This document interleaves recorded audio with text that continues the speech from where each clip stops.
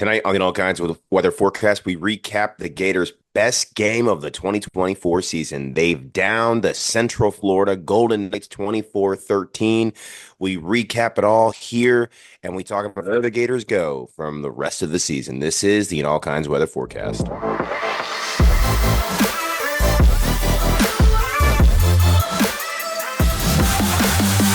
And welcome in to another episode of the All Kinds Weather Forecast. I am your host, Chris Yanes, alongside my co-host, Neil Tolman, here in the heart of Gator Nation, a Gator Nation that proved who is little brother in the state of Florida. And Gator Nation, it's good to be back as your host of this podcast. I've been traveling the world a little bit the last couple of weeks. Neil and Dustin held it down, but it is good to be back here, and I'm glad I made it back in time for that smackdown in the swamp in front of a sold-out swamp crowd last night. It was rocking. It was exciting, and we're going to talk about that all here tonight. But before we get to all that, make sure if you are not already, hit that subscribe button down below, like this show, leave a comment, your reaction to the Gators' victory over the Central Florida Golden Knights. A lot of our fans said that they want us to refer to them in this show as that, and we will listen to our listeners. That's right. We will. And so please, since we are doing that, make sure you are subscribing to the show. And if you're listening on the audio format, leave a 5-star review, rate and review the show. It helps us bring Gator Nation more great content. And finally, the Analyze Weather Forecast is proudly sponsored by 401k Generation, the wealth management company that you invest today for your future tomorrow. Their team of advisors is committed to providing guidance and education for your 401k plan and its participants. And they also offer a range of enrollment solutions tailored to meet the unique needs of your company's 401k plan. Savings for your child's college, investment advice, or even your retirement, 401k Generation's team of advisors makes getting to know you their top priority. Their advisors will tailor a path to assist you in navigating life's financial milestones and reaching your financial goals. 401k Generation, building stronger futures, one generation at a time. For more information, contact them at 866-998-5879 or visit their website at 401kgeneration.com. Neil, the Gators beat the Central Florida Golden Knights 24-13 in front of the ninth consecutive sold-out crowd in the swamp. Shout out to that toxic fan base that everybody talks about. They just, for being so toxic, they just keep showing up and supporting their Florida Gators. And for anybody that was there, it was an exciting atmosphere. Maybe I would argue the most exciting atmosphere of the season. And if anybody can hear my voice, I think it's the first time I maybe have a little bit of a hoarse voice after a game this season, just because it was just it was a fun place to be. The Gators had a fantastic performance, racking up over 350 yards of total offense. They definitely could have probably done a little bit better in the second half, and we'll talk about that later. But they built a 24-3 advantage at the break, exactly what you expect to do to a directional school like Central Florida. But The Central's Gators, not a direction, bro. well, we'll see. We sent them back the direction down south. And 5 sacks on the season for UCF's KJ Jefferson. He did not have the game like he did with Arkansas last year. The Gators had 7 tackles for loss. They held UCF to 273 yards of offense. That's a season low for Gus Malzahn's squad. And the Gators on offense were highly efficient. DJ Lagway, 4 of 4, 50 yards, throwing a dart to Chimere Dike down the sideline. If anybody hasn't seen that throw, go check it out. It is an elite level, NFL level type throw. Just goes to show what he potentially is capable of. Graham Mertz, equally efficient, 19 of 23, 179 yards, adding a touchdown toss to his name as well. The Gators did the rest through the ground with a touchdown run from Jacoby Jackson as well as Montrell Johnson. And the Gators honestly just played maybe one of their most complete games of the season. I think we would have liked to have seen a little bit more from them in this game as far as points in the second half, but the defense did their job. So, Neil, your reaction to beating the Central Florida Golden Knights? Oh boy, do I have a lot to say. First things first, Central Florida fans have run their mouths for the better part of the last 7 years and really kicked it into high gear in the last 3 years. Since that meaningless bowl win over a skeleton team led by Emory Jones. And I just want to start the show by saying 24-13. That's why. That's why these two schools are not on even footing. That's why Florida and Central Florida are not equals. That's why there is no big four in the state of Florida. That is why you lowly peasants should be grateful for the opportunity to step on the same field as us. That is why when we offer you a 2-for-1, you say thank you. That is why Florida, FSU, and Miami all eat first on the recruiting trail in the Sunshine State, and you clodhoppers get the scraps that we leave for you. You and the rats and the ants can fight for what's left. You just lost to the worst coach in Florida Gators history. You sit there and think about that. You spend years and years claiming to be part of this mythical Big Four in the state, or claim this phony national championship, or claim that we're ducking you. And then you come to Gainesville and you lose by double digits to a lame duck coach who still may not even finish the season here. Because that is what happens when big brother and little brother set up to fight. The big brother beats the piss out of the little brother and then just sits back and laughs as little brother scratches and claws to make it look closer in the end when big brother gets bored.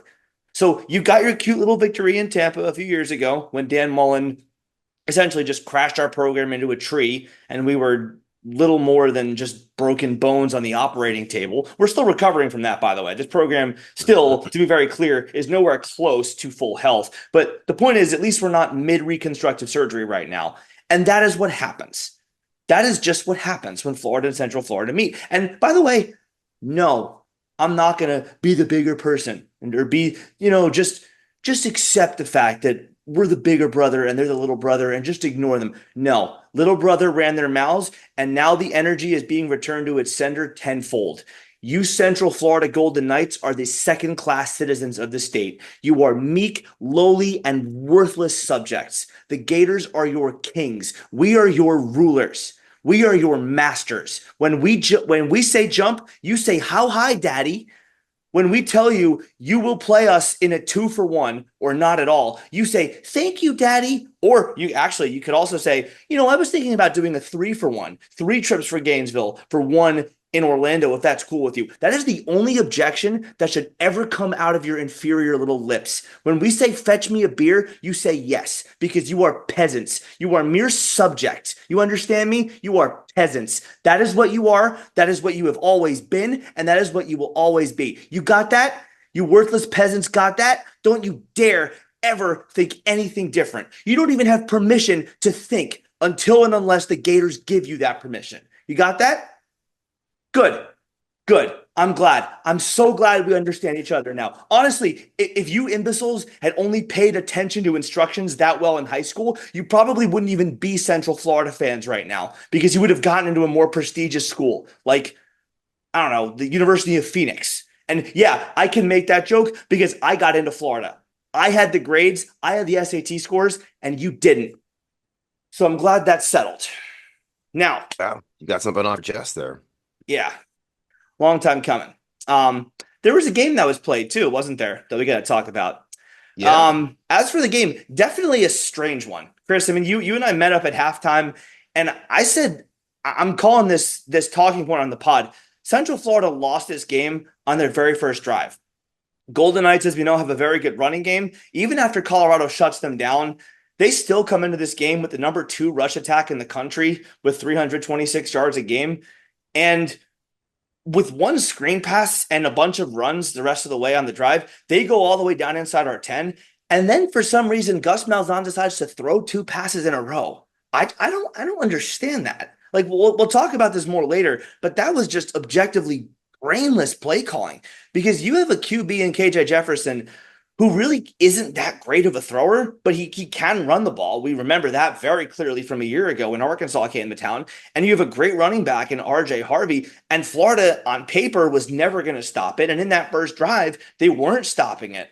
Why would you try to be cute? Why would you try to overthink things? Why would you not just plug away on the ground over and over and over and over again until Florida can stop it 2 plays in a row? And also, another thing, Florida is especially bad at defending the run this season. It's not like the Golden Knights ground game on our rush defense was strength on strength, like it was best on best. Florida came into this game with the 109th best rush defense in the country as far as yards per game was concerned. So that's your strength. That's Golden Knights' strength on Gator weakness. And I'm watching that with my friend, and I turn to him as they throw the second pass, and I said, Florida's going to win the game. After all the negativity I was talking this week about this game, and then I see that and I go, oh, okay, so Gus Malzahn's just a moron. He'll out stupid Billy Napier tonight. Because to be clear, there was plenty of questionable decision making on Florida's end, like for example, taking the entire second half off, partly an execution issue by the offense, much more, I think, a coaching and play calling issue. I continue to be frustrated by the rotating QB system. We'll talk about that more in more detail later. But this game wasn't completely devoid of the negative staples of stupidity that Napier brings to every game. Gus Malzahn just outdumbed him. That 2nd and 7 and then 3rd and 7 inside the Florida 10 set the stage for a lot of passing plays that I just never thought should have been ordered. Central Florida goes down 24-3. They can't possibly come back. They then eat up 8.5 minutes to start the third quarter before kicking a field goal to, by the way, cut a 3-score deficit down to still a 3-score deficit. And before we knew it, for the second time in 6 seasons, Gus Malzahn had coached his team to a 24-13 loss to the Florida Gators in the Swamp on October 5th, same day, by the way. And thus the It's crazy how Gators, history repeats itself, isn't it?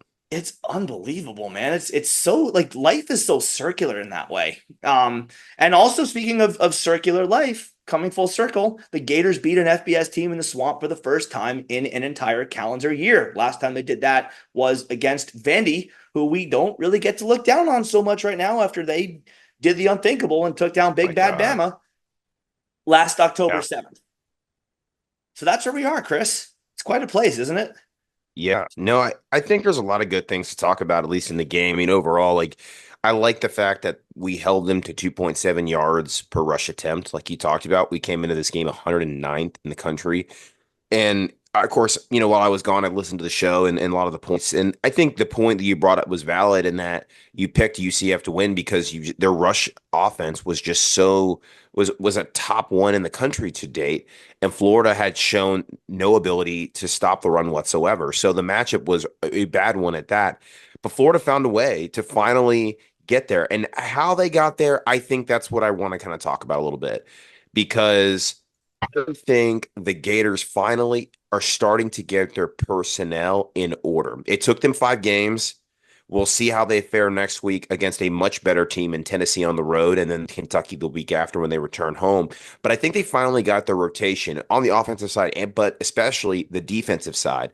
Let's talk about a guy like George Gums Jr., who had a sack and a half in this game. He was quickly turning into the best Florida edge rusher on the team, going out as a top 5 PFF player. If you like the Pro Football Focus rankings, if you believe in them, it is, I think, at least a good way to evaluate on a surface level how people are performing in a game. And he continuously grades out in the top 5 on the defense. And in this game, he made a huge difference, contributing to over 20% of the sack production for this. Tyreek Sapp, probably the most consistent defensive player for this team, showed up once again. RJ Motton, another guy, showing up at the linebacker role. He's finally found his home there at the linebacker spot, moving from safety. Grayson Howard, the best linebacker, I would probably say, on the team. That was one of the best transfers that we got in this past cycle on the defensive side. He's playing really well. And then let's start talking about the young guns here a little bit. DeAndre Robinson got his first sack of his career. LJ McCray got another sack. The young guys are finally starting to make a difference, the ones that we were able to bring in this last recruiting class. And Aaron Gates, that guy flies to the football. We've talked about for seasons how there has not been a want to tackle. Aaron Gates showed up time and time again on the film, recording his second tackle for loss in this game in his career. And he just flies to the backfield. And I think at this point, he's kind of cemented himself at a starting nickel spot adjacent to Sharif Denson also, who's getting some play time there. But I think he's kind of surpassed him at this point. And then Bryce Thornton, who got his first interception of his career late in the fourth quarter. It was the last gasp for UCF or Central Florida. Bryce Thornton, You slipped there. Don't you I dare. did. I Don't you know. All right. dare. Won't happen again. That's on me. We'll get it fixed, like Will Muschamp said. Bryce Thornton played his best game as safety. And now the safety spots are finally, I think, starting to get solidified. Castell, I think, has got a lot to still improve upon. He had a good game. He's probably his best game of the season. We'll see how he fares next week against Tennessee.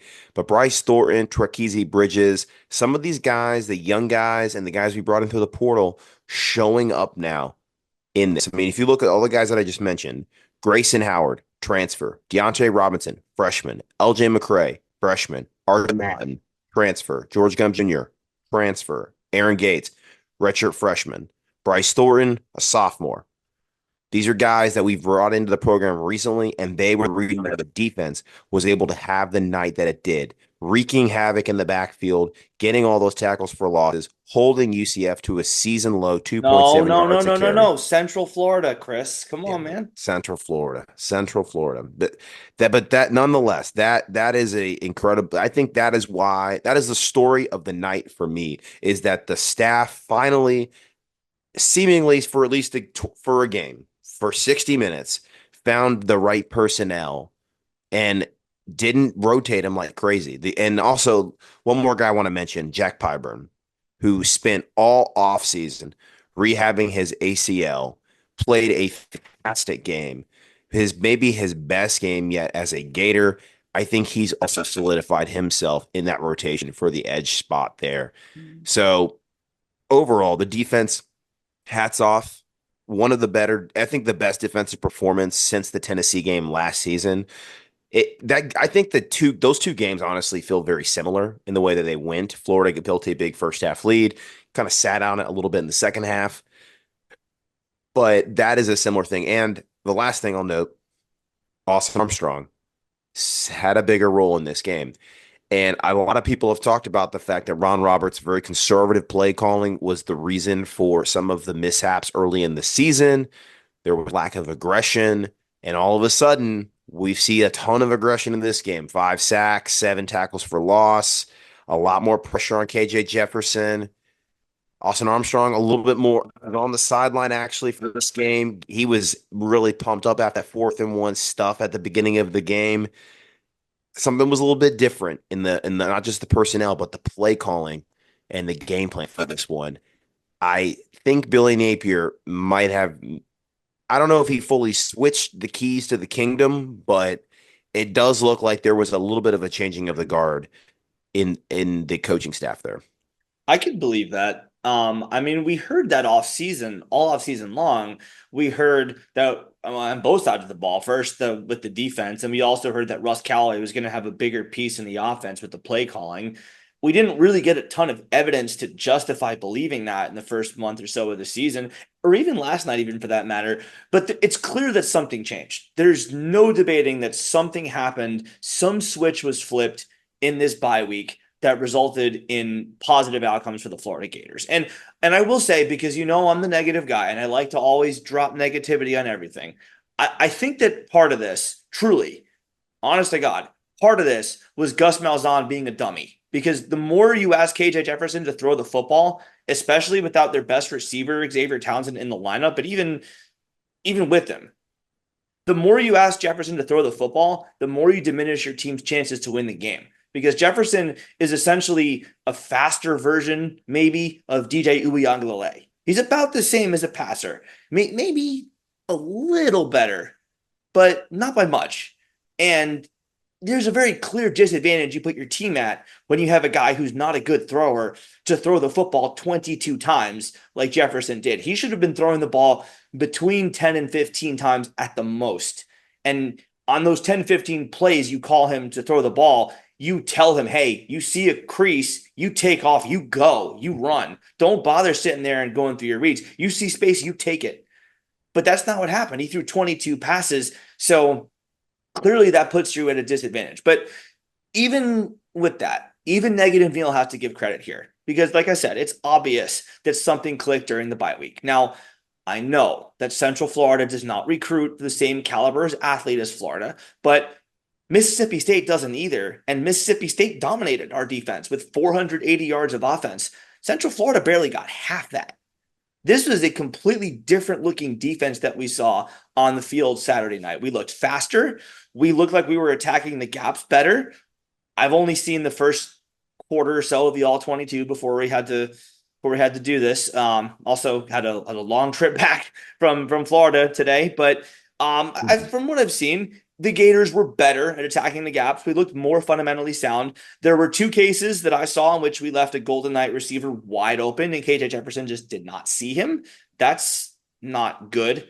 A better quarterback is going to notice that and take advantage of that. But we also didn't have guys running into each other at the line as we were trying to do stunts. We've had that happen before.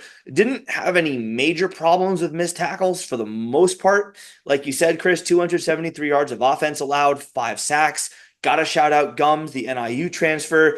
I mean, you took most of my talking points there. Pyburn didn't actually have a sack, but that number 44 was all over the place. He got a lot of good game film on there, despite having a fairly pedestrian stat line, but this is where stats don't tell the whole story. He put a lot of good things on that tape. So Jack Pyburn, Bulls kid, shout out. That was a great performance. Also love how Bryce Thornton had a pick. We heard his name all off season long. He comes up with the game finishing interception. That's great. Held Central Florida to 108 rushing yards, by far their lowest in a single game this year. They almost put 200 on Colorado. They barely hit 100 against us. Again, some of that is Gus Malzahn defying logic and having KJ Jefferson throw 22 passes. Objectively, not the best idea, but still, it's a case of two different things, two separate factors coming together to work in Florida's favor. Gus Malzahn's an idiot. Florida also clearly took a step in the right direction with this bye week. And that has to be something that even me, the negative guy of this pod, has to give them credit for. Oh, and last thing, shout out Cam Jackson, friend of the In All Kinds of Weather brand, got himself dirty and made back-to-back tackles in that massive humanity at the line of scrimmage late in that game to help finish it off. So again, two separate factors coming together to work in the Gators' favor. Yeah, no, I agree. Gus Malzahn in this game, I think it was kind of bizarre what his play, he wasn't, it was almost like he was not playing to win the game whatsoever in the second half. I mean, I know a lot of fans, including you, are going to talk about how the Gators sat on the lead. And I actually kind of went back and looked at it because I thought about it.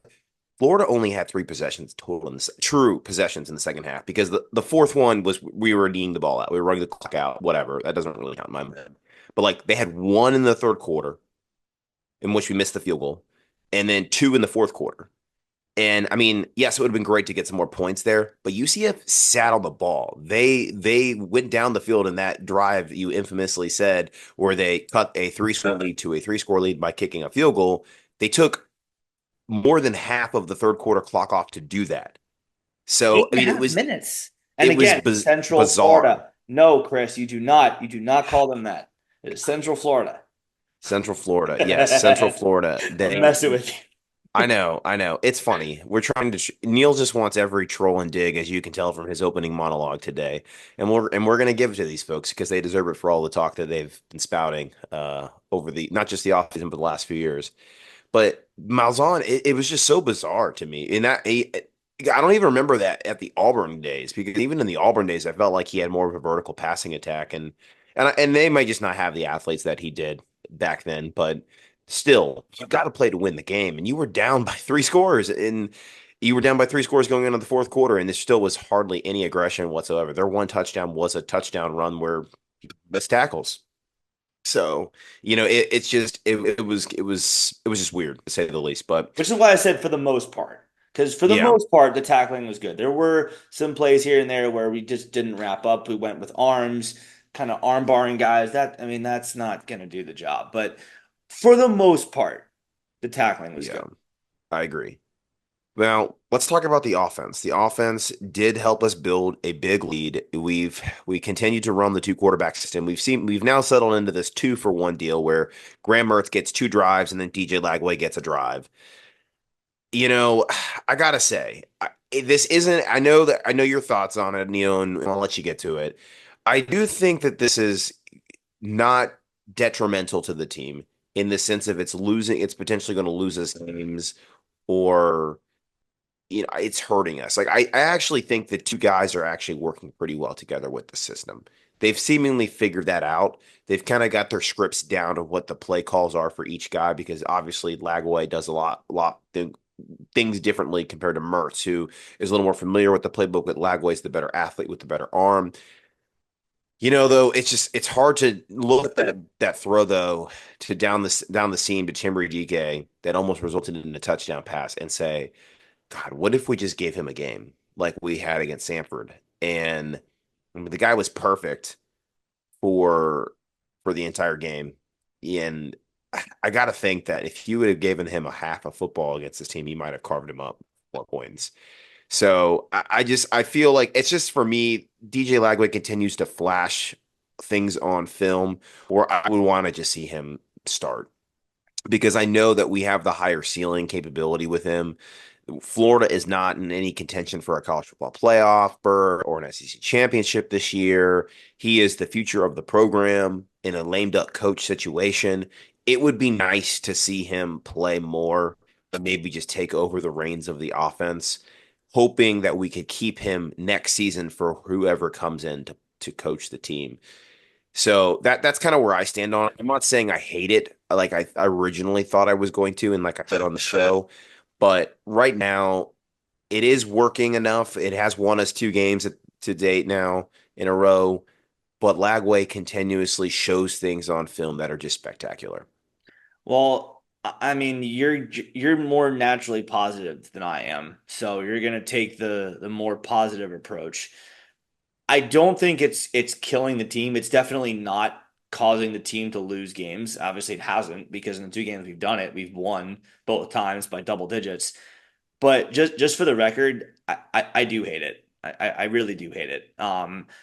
Again, it's nothing against Graham Mertz. He's not a bad quarterback. It's just that DJ Lagway is better. He's a better athlete, like you said. He's a better thrower of the football down the field. Now, he may not be as familiar with the SEC speed. He may not be as familiar with the playbook, even, but he is the better overall athlete.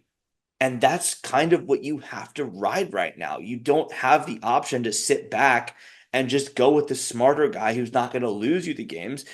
If you're Billy Napier, I mean, like we as a fan base can talk about his IQ. We can call him stupid or dumb or whatever we want. There's no possible way that Billy Napier doesn't realize his job is in jeopardy. Like, there's just no chance that he thinks he is on strong footing right now with his job security. There's just no way. So, with that being said, you have to take a few chances. You are the guy who said scared money don't make money. It would be nice if at some point prior to your firing, you showed that you actually practice what you preach. This is your chance to do it with a generational quarterback that you recruited here to the University of Florida. By the way, your second chance at having a generational quarterback, the first one being the guy you inherited when you came here, who was a top 5 pick in the NFL draft, despite him not really looking like it with the game tape he put out there. That was solely based on his potential. You should want this opportunity to show that you can develop these top tier quarterbacks into the stars that we all know they can be. But that's not even why I'm as frustrated as I am. The frustration really comes from, well, first of all, Mertz missed multiple reads. That he missed 2 that I could see in real time in the game. One, he missed his old Wisconsin teammate Shemry Dike way down the field for what would have been a huge gain. 2, he missed Montreal Johnson on a check down just by not even looking at him. He had no one within 30 yards of him. Johnson could have run for at least a 15-yard gain on a first and 10, I think it was, or if not, it was a second and 10. He would have clearly gotten the first down, never even looked in his direction.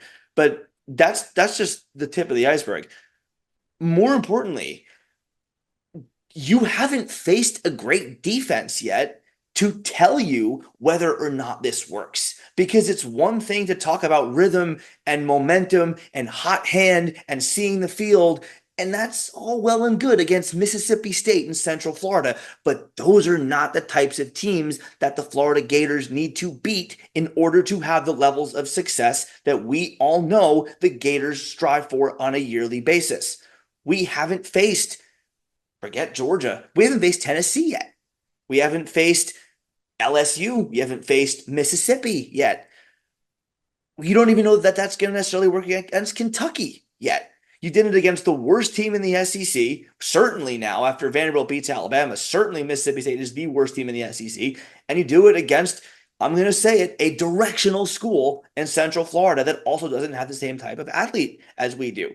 You don't do this 2 series for Mertz, one for Lagway, two more for Mertz, one for Lagway. You don't do that and have success against the types of teams that the Gators need to beat. The reason behind it is if one guy gets hot and he hits some nice throws and you take him out just because, just it's the other guy's turn. It's time for his drive. Well, that guy you just pulled, by the way, whether it's Mertz or Lagway, it works in either direction. That guy you just pulled just hit that throw. He just made that great read. He just looked off that safety with his eyes. He just led that touchdown drive. And now the heat, as we call it, the hot hand, right? The heat is dissipating. He is cooling off on the bench. As time elapses and more time goes by, and the other team gets a drive and they run time off the clock, the other quarterback goes in, he gets a drive, more and more time elapses, he cools off, and now he's not the hot hand anymore. That may have worked against Mississippi State and Central Florida. I'm pretty sure that's not going to work against the better teams left on Florida's schedule. But then again, I am the guy that picked us to lose each of the last 2 games, so maybe I'm wrong on this one too. I just don't think it's conducive to winning at the highest level because Spurrier is the guy that said if you have 2 QBs, you don't have one. And yes, I know that Spurrier did use 2 QBs to beat FSU, and yes, in 97, and yes, I know that Urban Meyer, the other noted offensive genius at Florida, I know he did it with Chris Leak and Tim Tebow. Billy Napier is not 1/100th of the offensive mind that either of those two guys are. So let's not make those types of comparisons and say it's going to work because it worked with two guys who are probably going to wind up in the College Football Hall of Fame. Napier, on the other hand, has the worst record of any Florida coach since World War II. So let's stop with those comparisons and take this individual scenario for what it is and realize that in this individual scenario, we have not tested this theory yet against the types of teams that the Gators need to beat in order to reach the levels of success that we all know they should be reaching. Yeah, no, I mean, look, I think that I mean we did have a game in Texas A&M where we rotated quarterbacks by the drive, and that failed. So I mean, I guess we have that one, and we went for a 2-for-1 situation here now with going with the veteran. We're going to find out next week, and we'll talk about it more in our preview show for Tennessee later in the week. But this is going to be the big test of whether or not this is a good thing right going forward, like you said. And it's also the first time you're going to have an elite defense because Tennessee, despite the fact that they lost to Ark on the road this past weekend, they still are they played a very good defensive game. Their offense was the issue this past Saturday. So we're going to find out if this is a good thing or not in the next couple of weeks because Tennessee, Kentucky, Georgia, Texas, I mean, it's going to go down the line. It's going to get harder from here exponentially as we speed toward November in the back half of the season. And Florida still needs to get 3 wins to get bowl eligibility. And we'll get into that here in a little bit of whether or not we think that's going to be possible. But this 2 quarterback system, I just think that right now I look at it from I guess the macro in that we need to look for the future because this isn't our season, but DJ Lagway could result in us having a season where we are a contender. And I want to keep DJ Lagway here, and I would rather have him be the guy going forward. And I'm going to keep clamoring for that until it happens, whether that's this year or when he just hopefully starts full time next year. But Here's this another thing is too. If you're Napier, sorry, Chris, but before we move on from the subject, if you're Napier, you're paying not you out of your pocket, but Florida, you're paying to have an elite quarterback on your team. Don't you want him? Don't you want to see what he can do? He's not cheap. The NIL deal that's coming DJ Lagway's way is quite substantial. Yeah. I I mean, I think I understand the whole thing with Mertz because Mertz played a great season last year. He is the veteran. It's his sixth season, but at the same time, then he's already kind of shown you what he can do through six seasons. We know what his ceiling is. He's hit it. He's a high floor, low ceiling guy. DJ Lagway is a very high ceiling guy. He's through the roof. Now his floor could be the basement because as freshmen happen, like we're looking at Nico Imaliava right now in Tennessee, they have bad nights. They're not ready. They're not full. To become a great quarterback, it takes time. Tom Brady always talks about the 4 years that he spent at Michigan were the reason why he was successful in the NFL, and that the reason why quarterbacks today that are coming out in the league are not as successful is because they're in college for like 2 3 years at the most, starting or in the system, and then they go to the NFL and they're expected to be ready to go. And look at with Anthony Richardson right now. Anthony Richardson never had that system in place for him at the University of Florida. He went through two different head coaches, two different offenses. He never was really utilized, I think, full to the best of his skill set there. Never got in a rhythm. He goes to the NFL. He's expected to start year one with him. And already, besides the fact that he is made of glass and can't stay healthy, he has had some really rough games in his career thus far. So I think it goes to show what getting somebody in that ingrained in a system and getting them those reps and learning how to go through the motions of what it means to be a quarterback in the game of football, it really matters. And I think the only way you can really do that is to hand over the keys full time to DJ Lagway. All right. So and we'll have a couple quick pointers here with the offensive team. Shout out Tank Hawkins. Tank Hawkins, career high, 7 receptions for 60 yards. In the last game, it was Aiden Mizell against Mississippi State who had a breakout. This one was Tank Hawkins, one of the young guys, once again showing that he can be a difference maker, filling in for Eugene Trey Wilson, who was unable to go. I understand he did go through warmups. That is a good sign. I think a lot of people have been pointing to the Tennessee game for his return. We will look to see if that is the case. Florida did not have to put out an injury report before the UCF game because it was not a conference opponent. They will have to do that by rule for the Tennessee game. So we'll see his status for that one. I would hope that he plays to give Florida any sort of chance, but nonetheless, Tank Hawkins stepping into that playmaker role. Central Florida. Yes. Central Florida. Don't say Oh my don't say God. those three Oh my letters. God. I'm just gonna stop talking about them. Uh, Jacoby Jackson. I wasn't here to recap the Mississippi State game. Played a great Mississippi State game. Once again, picked up right where he left off against South Florida with a touchdown once again. And I think he's starting to show that he could be almost that second running back in the rotation. Obviously, Jaden Baugh, another guy who had a fantastic game at Mississippi State, got a lot of early carries this time, Neil. In the Mississippi State game, waited until the fourth quarter. This game, he got carries in the first quarter, was a part of the game plan from the get-go. That's good to see that Napier recognizing who his best running backs are, his playmakers are, and getting them those reps. I think these guys are starting to become a bigger part of the offense, which is good to see. They make plays. They are dynamic runners. Jaden Ball, I think it may be the best running back on the team right now, even though Montreal Johnson is probably going to get the lion's share of carries just by seniority. But Jaden Ball has a future at the University of Florida, along with Jacoby Jackson, who still has another year of eligibility left after this season. So that is really good to see. So a lot of the young guys, a lot of playmakers stepping up in this offense that made a difference on Saturday in the 24-13 win over Central Florida. All right, so defense, offense, we've talked about that. I think we've recapped this game pretty good. Last thing we want to talk about with Central Florida, are they just bad, or is Florida maybe better than we think they are? I don't want to say they're good, Neil, because I don't think Florida's good, but maybe they're better than we thought. I'm still not really buying Florida as a program right now. Remember that this was the part of the schedule that we thought Florida probably should be going 5-0 in. At absolute worst, we said 4-1. They Yep. should be going through these first 5 games. We still got embarrassed by the Miami Hurricanes. We still got embarrassed by the Texas A&M Aggies, both at home. That doesn't just go away. That's still on our permanent record. We can't get those games back. I haven't forgotten that. I'm sure you haven't forgotten that. This fan base, as a collective group of people, has not forgotten that. Billy Napier still has a 14-16 overall record at Florida. That's just pathetic.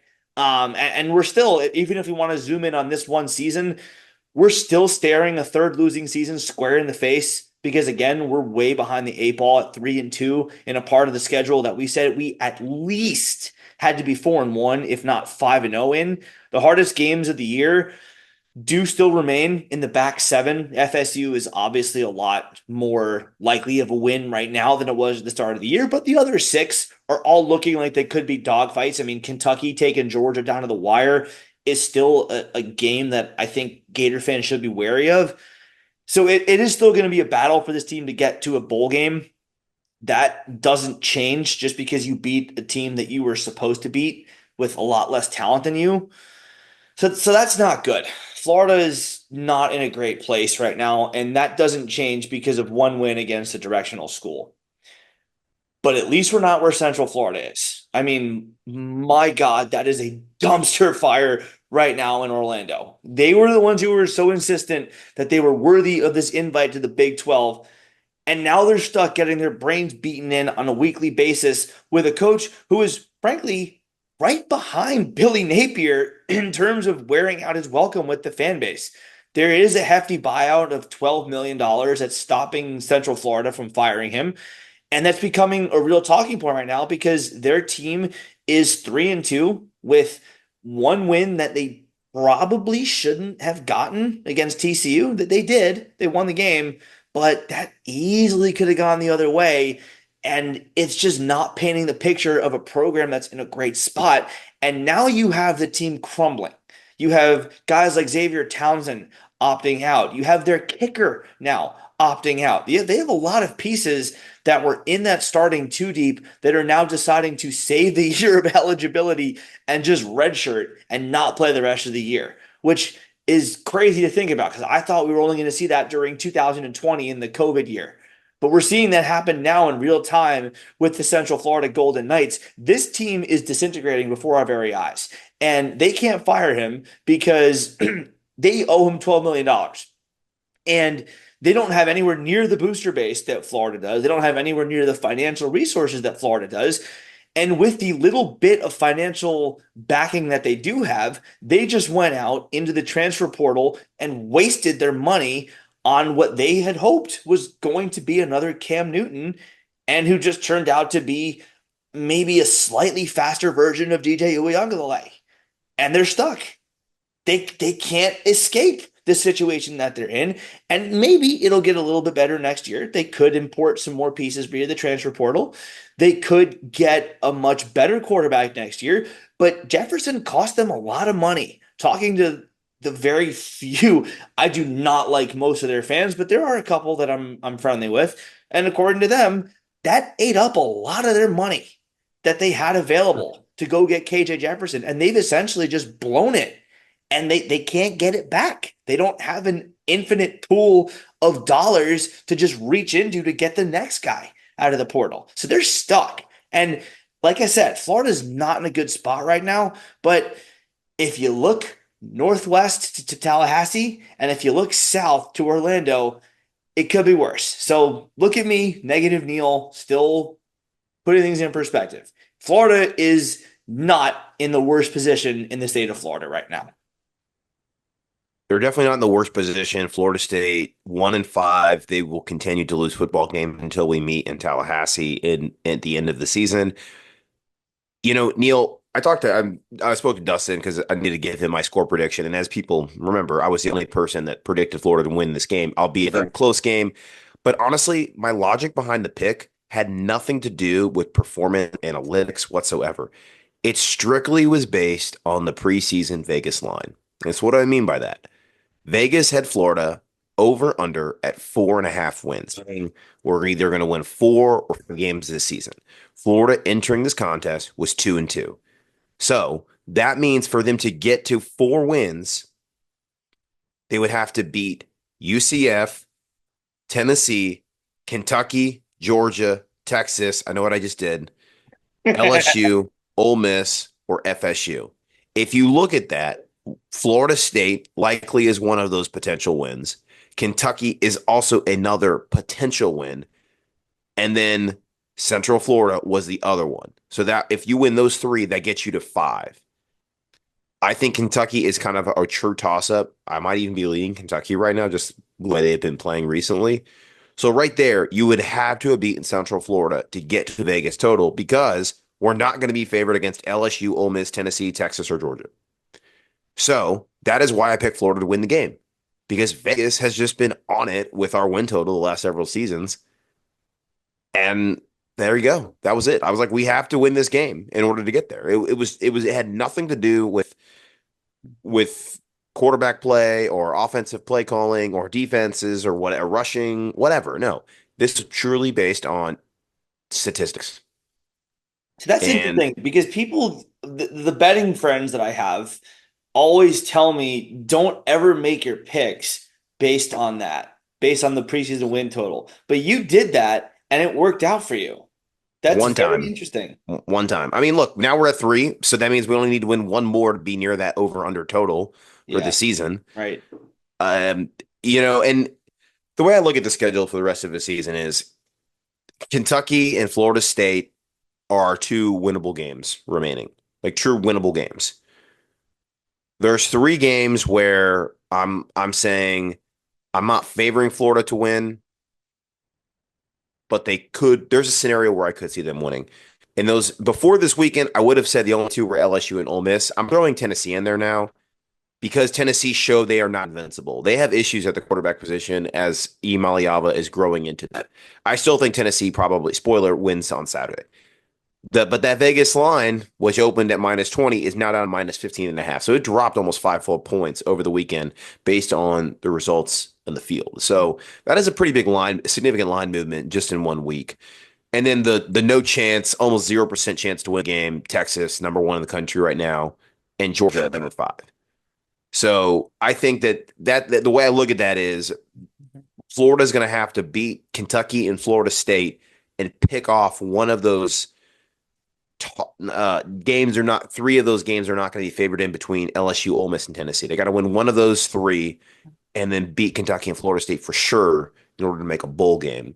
And then obviously, you got to win one of those two toss-up games between Kentucky and Florida State in order to be near that Vegas total. So I think to sum it all up, Florida's not good. UCF's not good. No, Florida, Central Chris. Florida's not good. Florida just played a much better game on Saturday night. They deserve a lot of credit for what they did over the bye week. It wasn't just lip service. I think a lot of people kind of some of the comments that were coming out of the press conference from the players and the coaches. We wanted to see some results on the field, and we got it. We got it on Saturday night. So to sum it all up, neither team is good. Florida is just better than Central Florida. The problem is that, and we finally got something from Billy Napier in the He was emotion fired up a little department. bit on the side Yeah, on which I give him credit for. I think that finally. that's a good thing. We finally got something from him in the emotion department, so I give him credit for that. And I also note that he said in the post-game presser, I just think every part of our team got better because of the intensity in practice. And I think ultimately we learned a lot. And that's great because that could have not happened over the bye week. But then the question becomes, well, why in the holy hell is it taking until midway through year three for you to figure that out? That you play like you practice and you practice like you play. Like there's a problem there. There's a disconnect there. So It Bill was a is tone deaf comment. It was really tone deaf. it was yeah, it was dumb. It was just dumb, plain dumb from Billy Napier. And it goes to show this guy isn't out of the woods yet. He doesn't even see the ray of sunshine to get out of the wood. He doesn't even see the clearing to get out of the woods and onto the road.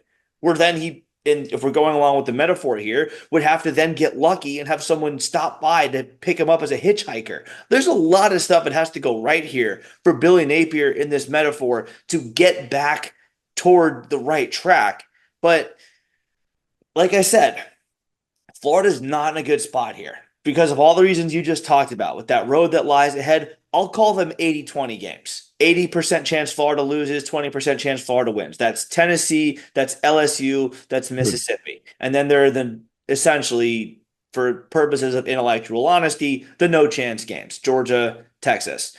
The 80-20 games, I don't think Florida's going to have a chance to win because if we're going to keep doing this two quarterback system that we agree to this point has not hurt the Gators, I think we're about to see it hurt the Gators because better defenses are going to make it hurt the Gators. Whereas Central Florida and Mississippi State didn't have the personnel that could do that. So for all those who are going to say, yeah, well, the quarterback play hasn't cost the Gators a game yet, my response is, well, it's about to because you can't take a quarterback out of his rhythm against a team like this where there aren't going to be that many holes in the defense. You're not going to have that many seams. You're not going to have that many chances to hit those throws deep down the field. And then when he does it, to then take him out of the rhythm, to remove the momentum that he's riding from the equation, that's going to hurt the Gators in a way that you haven't seen happen yet in these last few games. And I don't think Napier is intelligent enough to realize this. So that's why I'm saying, no, those 80-20 games, as we're calling them, are all going to be losses.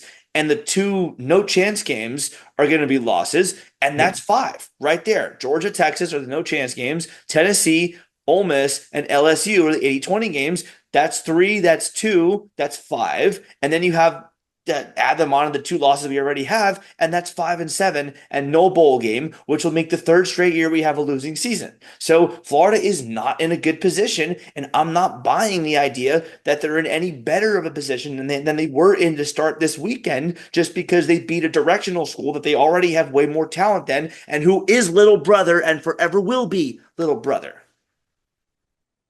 Just Yeah, reminding you of that with the finger pointing. You are peasants if you made it this far. Just remember that. just looking at some FPI data here, looking down the schedule, Tennessee right now 87 to 13% chance to win that one. Yikes. Kentucky is legitimately a 50-50 toss up. It's 50.4% for the Gators, 49.6 for the Wildcats. LSU, I'm skipping Georgia and Tennessee because, I mean, why? Georgia and Uh, Texas, I think, are both 95 plus. yeah, probably. So LSU is about a 60-40 game. LSU. It's 61% to 61.9% to 38.1%. I think that was the best case for one of those games. You talked about the 80-20 games. I mean, that's a 60-40 game according to the FPI. So that's the one where you're kind of like, okay, that one is probably the highest probability. Ole Miss goes to LSU this weekend. So we're going to really get a good view into how good LSU is, I think, in that matchup. Ole Miss, 85% chance to beat the Gators in the swamp. So that's kind of like, and I think Lane Kiffin might be auditioning for a job there on that Saturday. So we'll see. And then finally, looking at the FSU Florida game at the end of the season, Neil, 63% chance the Gators to win this game right now, according to I think FPI then Florida should win. on the road. Yeah. Yeah. It's crazy how that's flipped a bit and how that just goes to show how bad Florida State has fallen over the last couple of weeks. They still have to play at Miami and at Notre Dame before they would get to the Gators. I highly doubt they're going to win either one of those games. I mean, right now, looking at their schedule, they play at Duke, at Miami, home against UNC, at Notre Dame, home against Charleston Southern before they play us. Neil, I probably only see one guaranteed win out of that slew of games, and then Duke, North Carolina being the toss-ups there. At best case, like you're looking at 3 or 4 wins going into that final game of the season for FSU. So, oh, how the mighty have fallen. It's been a fall from grace ever since last December 5th when they did not make the college football playoff. But all right, we've gone a long time on the show. Really quick before we wrap up, though, let's talk about Billy Napier really quick. We talked about the road ahead, I think, just now. I don't think this changes our perception of him. He had a good night.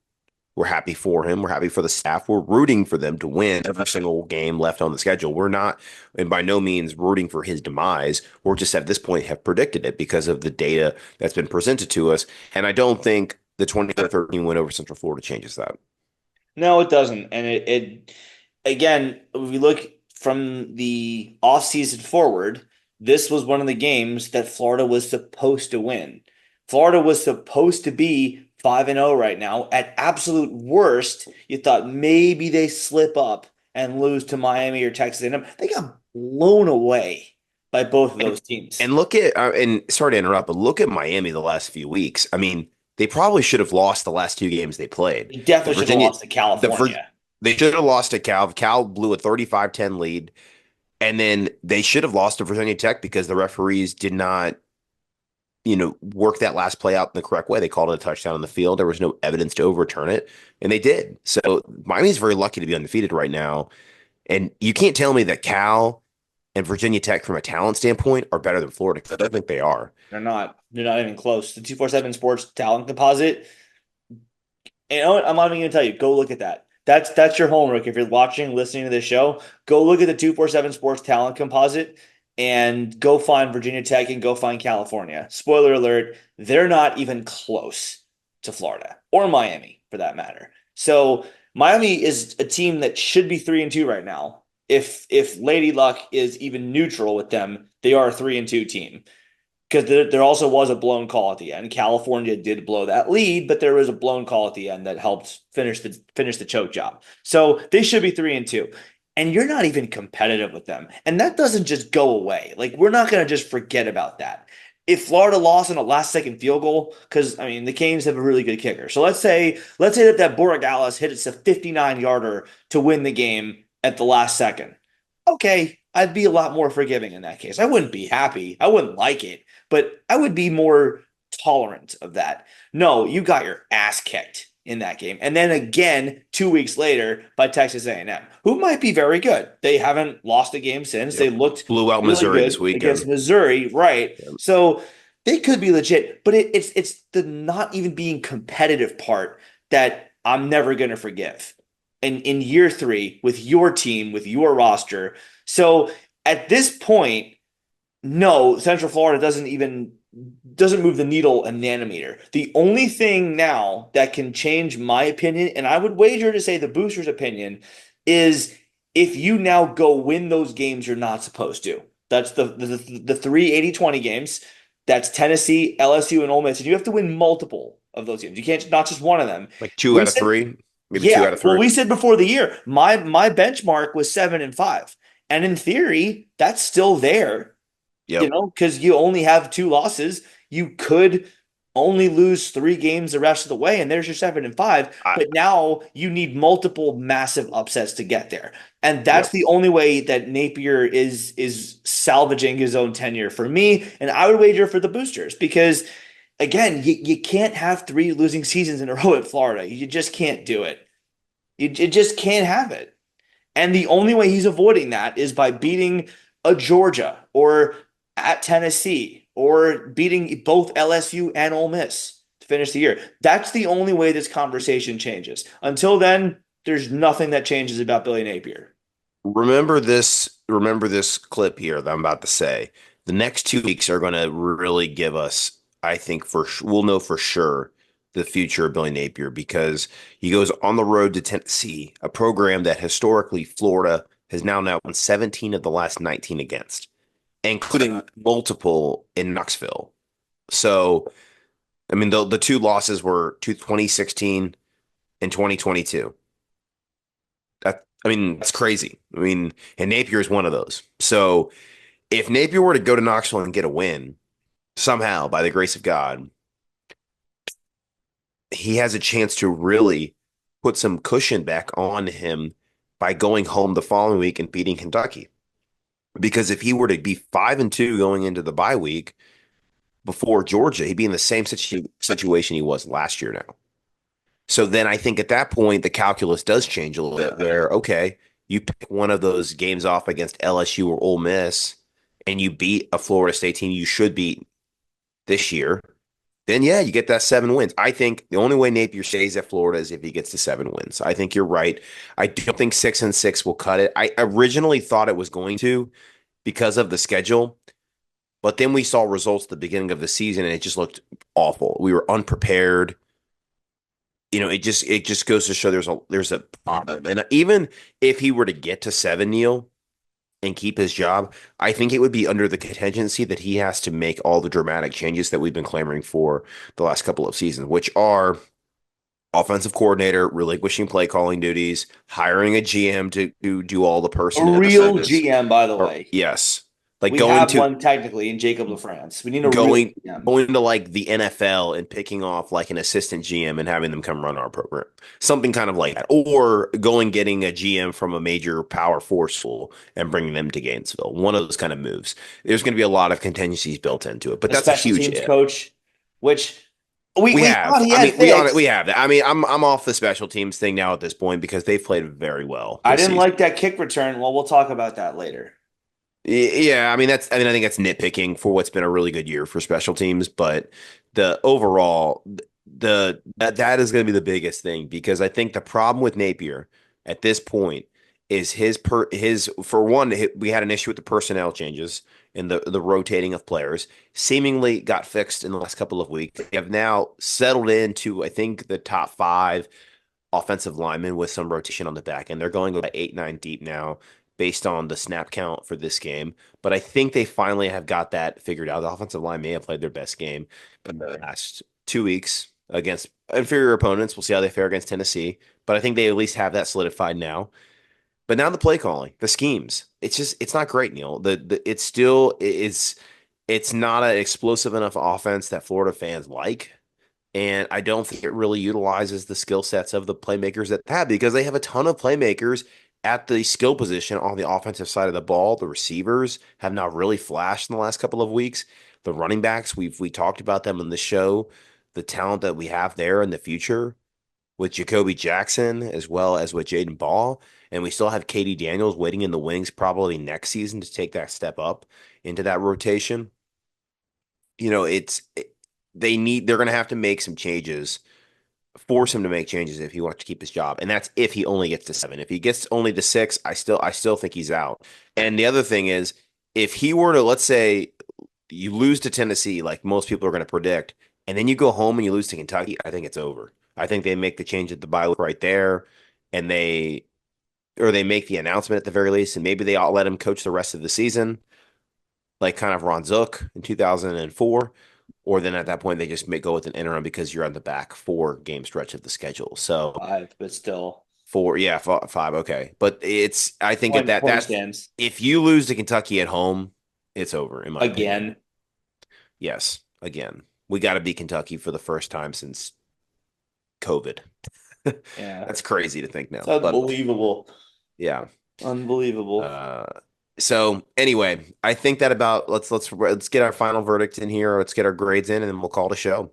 So Do it. let's hear it, Neil. Um, I think I'm gonna take the second half grades off of the coaching. I don't know that that was really an offensive issue. Offense is gonna get us a solid B. I thought they were good. It was a good showing. I didn't think that we really tried that hard in the second half with our play calling. I mean, Graham Mertz missing a couple of reads I mean, that has to come out of the offense. The one to DK was really bad. That was one where I go, oh man, you got to see that, dude. You got to see that. And then missing the check down to Johnson was whatever because there was a guy coming in and bearing down on him, so that was a little more forgivable. But the missed read on DK was really bad. But they did what they were supposed to do. 24 points in the first half. There's no real complaints. B's are fine. Clearly a passing grade by a comfortable margin. No real complaints there. Defense is going to get I'm torn between a B plus and an A minus. I mean the tackling on that touchdown was really ugly. Didn't like how on the first play of the game, they just call a screen, and our defense looks completely flummoxed by it, like we've never even seen a screen pass before ever. We did look good from that point on. After that drive, the defense did a lot of great things. 5 sacks, holding them to 273 yards. I'm going to go with a B plus just because again, this was not the kind of elite opponent that we are necessarily thrilled to beat. I just like running my mouth back at those people, but it wasn't really a huge win from a program standpoint. So if the opponent were Texas A&M or if the opponent were Miami or even a Kentucky, I would lean A minus, or yeah, I would lean A minus, but this was Central Florida, so B plus. Special team is going to get a C. Trace Mack missed a kick. I really don't know what was happening on that kickoff return. That that could have set the Gators up for a really bad position at that point. Thankfully, the rest of that drive and then the drive after that, the field playing the field position game didn't really kill us, being on the wrong side of it. But that's the kind of thing that can lead to disaster. So I'm gonna take that off of that. I thought we maybe called for some fair catches that we could have gotten returns on, but still a passing grade C. Not a failure, so they get a passing grade. Coaching, I'm going to give a B minus. Again, passing grade, not a failure. Pretty clear, comfortable margin. Wasn't like a D or a D plus where they just sneak by the skin of their teeth to get a passing grade. No, they had this team ready to play. The Gators were locked in. They were ready for the moment. They were ready for the lights. They were ready for the opponent. They were ready to put some good game tape on there. Jack Pyburn, as you said, looked great. George Gumm's a great take by the staff in the offseason when Gator fans maybe didn't think he was going to have such a huge part in this defense. That's coaching for me. The coaching did their job in the offseason to identify George Gums, get him into the program, and then set him loose. And look what he did. So that's all part of it to me. Don't like taking the second half off and getting shut out. But again, like you said, the Gators did only have 3 possessions. Trace Mack missing the kick isn't the coach's fault. He's clearly the best kicker we have. So B minus for me. The fans were doing for home games, they get an A. That was a great showing. Gator fans were there. They were loud. I don't know what Central Florida fans were smoking when they said that they were going to have the biggest crowd of any visiting team. They were I non-existent, personally, honestly. They were non-existent. yeah, I mean, I would personally like some of that to maybe like mellow me out for the rest of the Napier tenure. It's probably illegal, honestly. Whatever substances that they put in their body and through that pipe are probably not legal. And now I'm probably going to have to flag this YouTube video as adult content because of that. But I don't know. But the Gator fans were there. They outnumbered Central Florida fans 10-1, and they were loud. The won't back down was great. Yeah. Um, Best yeah, one of they the get an season. A. Best one Yeah, of the best one of the season. season for sure. Overall grade, the Gators are going to get a solid B, I guess. Yeah, I'll go B. It's a good win. You had to have it. You got it. It wasn't close. You should have made it less close than it was, but you got the job done. Check. Passing grade, clear passing grade, not by a close margin, by a comfortable margin. You got the job done. Let's move on to play Tennessee. Yeah. I like that. So offense, I would say B. I would have liked to have seen maybe 450 to 500 yards of offense, maybe a little bit more in the second half, more from those drives. A penalty, the drive when we missed the field goal from Smack. I mean, it's a 53-yard kick. Like you're going to miss 50 plus yarders. It happens. It's a tough kick. But the reason we were in that situation was because a holding penalty put us back when we had second and short, which could have resulted in a touchdown if that didn't happen. So to me, the offense left a lot on the field in the second half, despite not having as many possessions. I still think they could have taken one or two of those and resulted in some points to make that cushion a little bit bigger, like you said. Defense, I'm going to give them an A. They deserve it. They've been much maligned this season. 5 sacks, 7 tackles for loss, the interception, wreaking havoc back there all night against KJ Jefferson. Great performance for them. They deserve this A. They've been failed out quite frequently this season and really for the better half of the last 2 years. Special teams, I'll give it a B minus. This is probably the worst special teams grade of the season. Didn't really get a whole lot of the return game. Yeah, the return was bad in that game.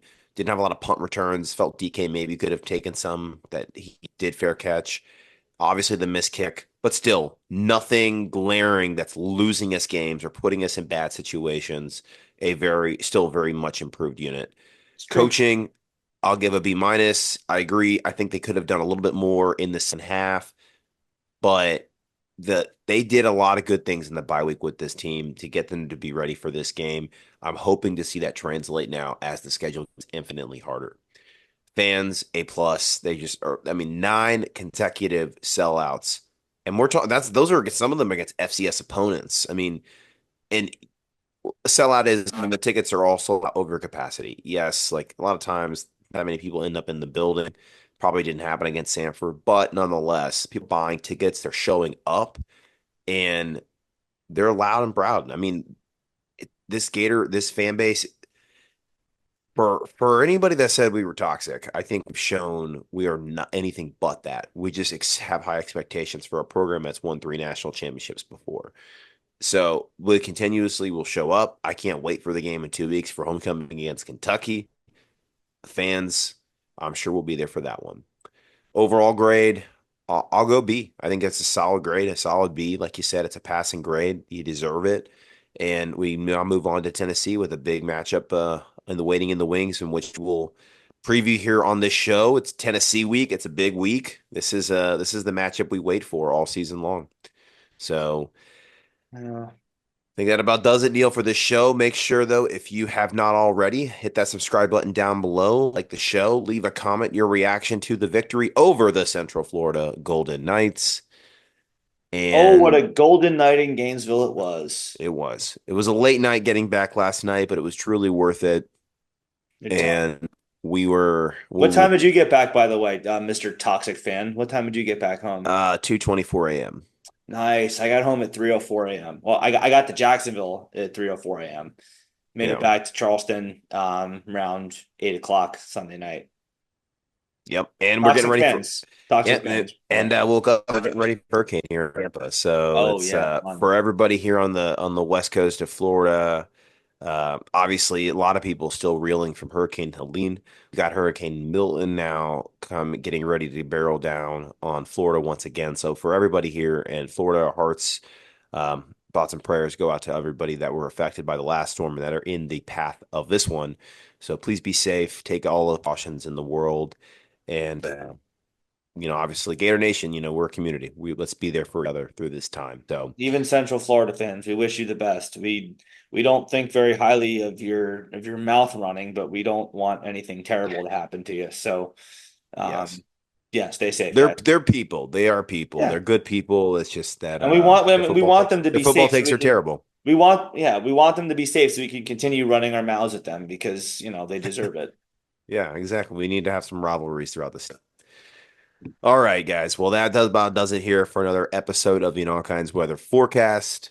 Your host Chris Yanes alongside Neil Solman signing off.